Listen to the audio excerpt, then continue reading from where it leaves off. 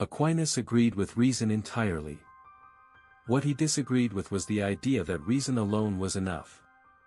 This single distinction separates him from nearly everyone who came after the Enlightenment, and it is far more demanding than it first appears. Today we are taught that intelligence solves problems, that if we think clearly enough we can master any situation. Aquinas spent his life defending the dignity of reason, and yet he insisted it could only take a human being so far.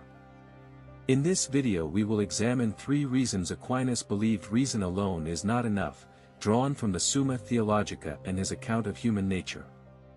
If you want to go deeper into these ideas, subscribe. This is the kind of content we build here, one idea at a time.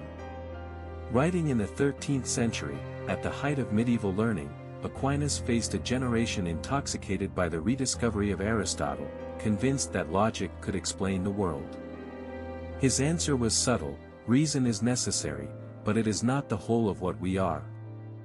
The first reason reason alone is not enough concerns its natural limits. Aquinas held that all human knowledge begins in the senses, which means we reason upward from the physical world toward what is invisible.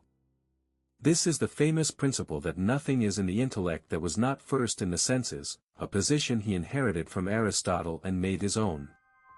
Therefore the human mind is structurally bound to the material order it perceives.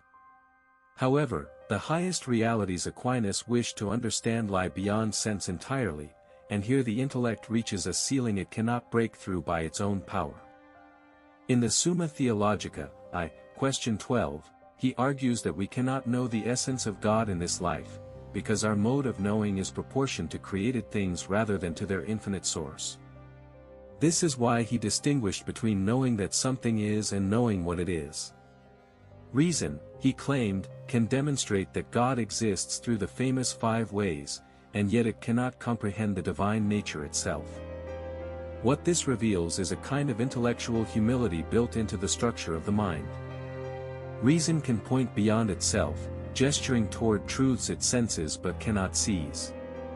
But this raises a harder question: if the intellect is limited but honest, what happens when it is not merely limited but actually mistaken? The second reason reason alone is not enough concerns its reliability. Aquinas did not believe the human mind was a neutral instrument operating perfectly. He held that human nature was wounded, and that this wound affects the very faculty we trust to guide us. In the Summa Theologica, 1-2, question 85, he describes how the original integrity of human nature was diminished, leaving reason darkened and the will weakened. This means that reason does not always see clearly, because it is entangled with disordered desires that bend its judgment toward what we want rather than what is true. Therefore a person can construct flawless arguments in defense of a conclusion he reached for entirely emotional reasons. We rationalize far more than we reason, and Aquinas understood this centuries before psychology gave it a name. And yet the troubling part is that reason cannot fully diagnose its own corruption, because the instrument that is damaged is the same instrument we would use to detect the damage. This is why he argued that grace was required to heal what reason could not repair on its own. Reason can recognize that something is wrong, but it cannot lift itself out of its own disorder by sheer effort. What Aquinas said next contradicts what most people assume about knowledge and action, that understanding the good is the same as choosing it. The third reason reason alone is not enough lies in the gap between knowledge and the will. Aquinas drew a careful distinction between the intellect, which apprehends truth, and the will, which moves us toward the good. This means that knowing what is right does not automatically produce the desire to do it. A person can understand with perfect clarity that an action is virtuous and still refuse to perform it, because the will has its own movement that reason can inform but cannot command. In the Summa Theologica, 1-2, question 9, Aquinas examines how the will is moved, and he concludes that it must be inclined toward the good, not merely shown it.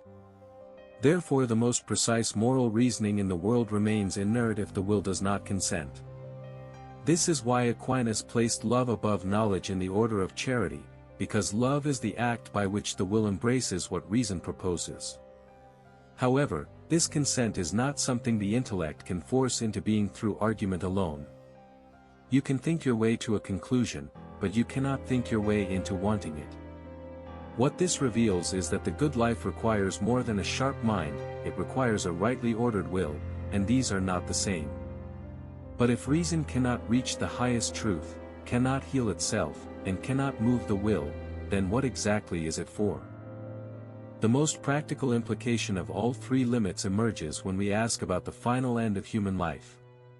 Aquinas held that the ultimate happiness of a human being consists in the vision of God, what he called the beatific vision, an end that reason can identify but never attain by its own power.